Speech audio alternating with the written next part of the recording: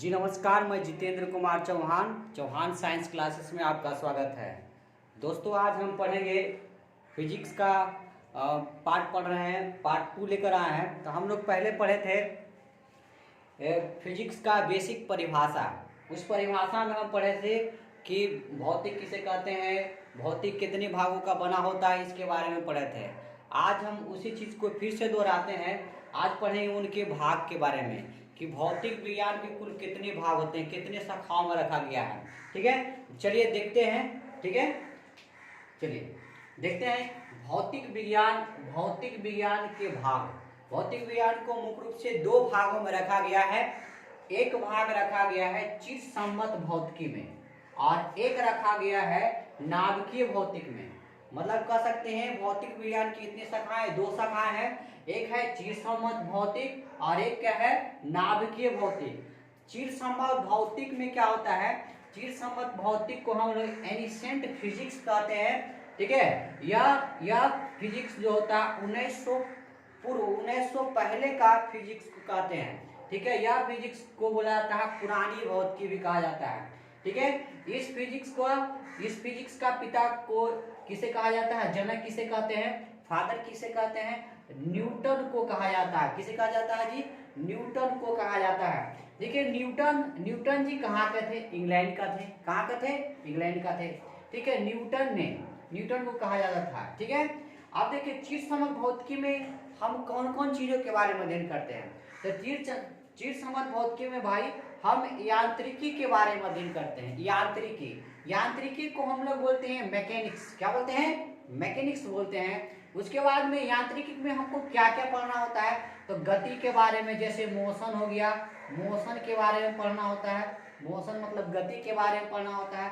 गति से रिलेटेड जो भी चीजें उसके आता है, उपकरण या यंत्र, जो भी चीज आती है उसके बारे में अध्ययन करना होता है। गति किसे कहते हैं, तो गति के नियम का प्रतिपादन न्यूटन ने ही दिया था।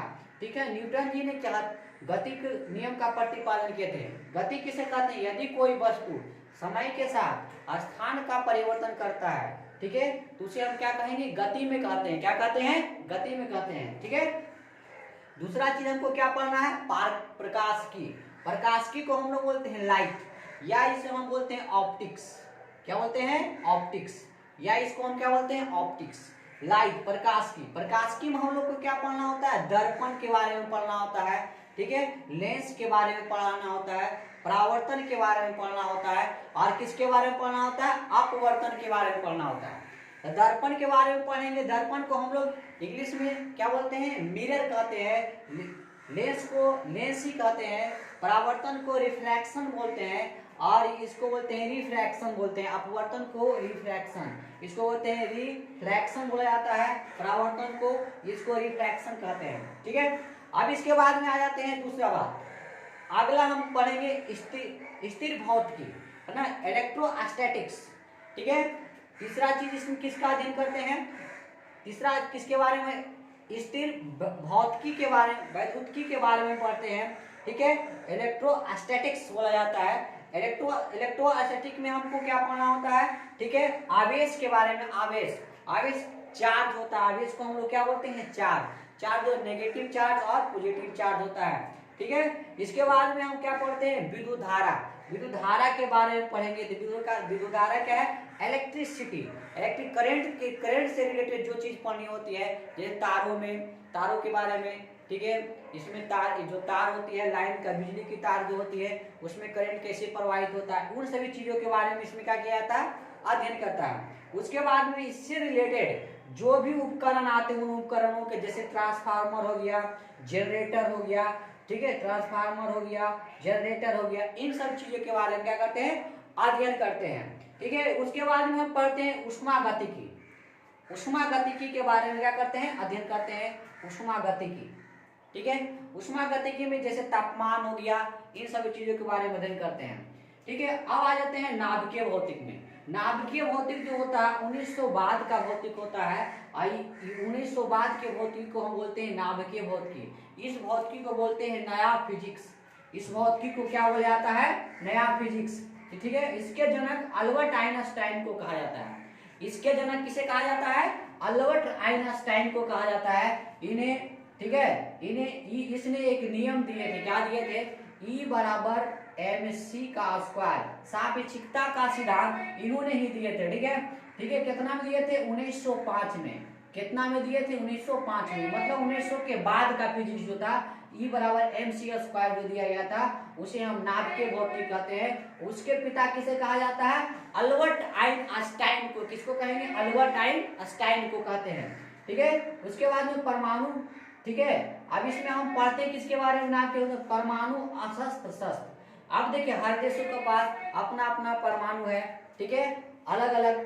ठीक है, सबसे ज्यादा अभी किसके पास हो गया है, तो रूस के पास हो गया, रूस के पास सबसे ज्यादा हो गया। उसके बाद में किसके पास है, अमेरिका के पास है। अब देखिए उसके बाद में हम किसके बारे में अध्ययन करते हैं, चिकित्सा के बाद, है ना, चिकित्सा। किसके बाद में, चिकित्सा। चिकित्सा के बारे में अध्ययन करते हैं किस भौतिकी में, नाभिकीय भौतिकी में। तो नाभिकीय भौतिकी चिकित्सा डॉक्टर जैसे कैंसर के इलाज में, ठीक है, घेंघा रोग के इलाज में, रक्त के थक्का मरने में, ठीक है, अनेक प्रकार की चिकित्सा उपयोग में हम इसका उपयोग करते हैं। कैंसर के इलाज में, कैंसर के इलाज में, घेंघा रोग के इलाज में, ठीक है, और रक्त के थक्का बढ़ने के इलाज में, इन सभी का इलाज किया जाता है। इसके बाद में क्या है, अगला पढ़ना होता है इलेक्ट्रॉनिकी। इलेक्ट्रॉनिकी देखो यह हमारे दैनिक जीवन का सबसे महत्वपूर्ण घटक है, यह महत्वपूर्ण जानकारी है। ठीक है, अगर ये नाभिकीय भौतिकी विकसित नहीं होता तो आज हमारे हाथों में जो डांस करने वाली आलिया भट्ट है, वो आलिया भट्ट आज डांस नहीं करती इस मोबाइल पर, इसको डांस करते हुए हम देखते नहीं। ठीक है, इसके बाद में देखिए हमारा क्या है, ये मोबाइल। इलेक्ट्रॉनिकी में किसको पढ़ना है, मोबाइल फोन के बारे में पढ़ना होता है, कंप्यूटर के बारे, कंप्यूटर से रिलेटेड जो भी चीज है उसके बारे में अध्ययन करेंगे, एलईडी के बारे में पढ़ेंगे, एलसीडी के बारे में पढ़ेंगे, और उसके उपकरण के बारे में अध्ययन किया जाता है। ठीक है, अब देखिए नाभिकीय भौतिकी होता है क्या, चिर संबंध भौतिकी क्या है। अब यहाँ पर हम बात को समझ लेते हैं। तो हम बोले थे कि भौतिकी किसे कहते हैं, तो भौतिकी कहा जाता है, हम भौतिक विज्ञान उसे कहते हैं जिसमें द्रव और ऊर्जा के बारे में विशेष रूप से अध्ययन करते हैं। तो अब देखिए यह द्रव का बात बोला, द्रव मतलब, द्रव का मतलब मैटर, और किसका बात किया, एवं ऊर्जा का, द्रव और ऊर्जा का। तो देखिए द्रव और ऊर्जा का बात बोल रहा है, तो हम जिसको ऊर्जा को ठीक है, सॉरी, द्रव को हम ऊर्जा के रूप में और ऊर्जा को द्रव के रूप में हम कन्वर्ट नहीं करेंगे। कह सकते हैं ऊर्जा का द्रव का रूपांतरण ऊर्जा में नहीं कर सकते हैं, और ऊर्जा का रूपांतरण द्रव में नहीं कर सकते हैं, वो हमारा चिर संबंध भौतिकी कहलाते हैं। ठीक है, नाभिकीय भौतिकी किसे कहते हैं, जिसमें द्रव जो है, पदार्थ जो है, ठीक है, और ऊर्जा है। ठीक है, तो इसको द्रव के रूप में और द्रव को ऊर्जा के रूप में, ऊर्जा को द्रव के रूप में हम कन्वर्ट कर सकते हैं। ठीक है, इस परिवर्तन कर सकते हैं, वो हमारा क्या होता है, नाभिकीय भौतिक। ठीक है, तो ये हमारे भौतिक शास्त्र के भाग थे।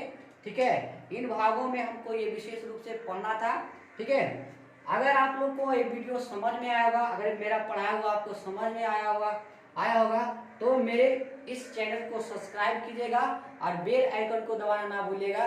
ठीक है, अब इसके आगे हम पढ़ेंगे मापन, मेजरमेंट के बारे में, और राशि कितनी होती है। ठीक है, तो आपको हम बता देते हैं कि हमारे इस चैनल पर किन किन चीज़ों का क्लास दी जाएगी, जैसे कि फिजिक्स के बारे में 9 से लेकर 12वीं की क्लास इस पर दी जाएगी।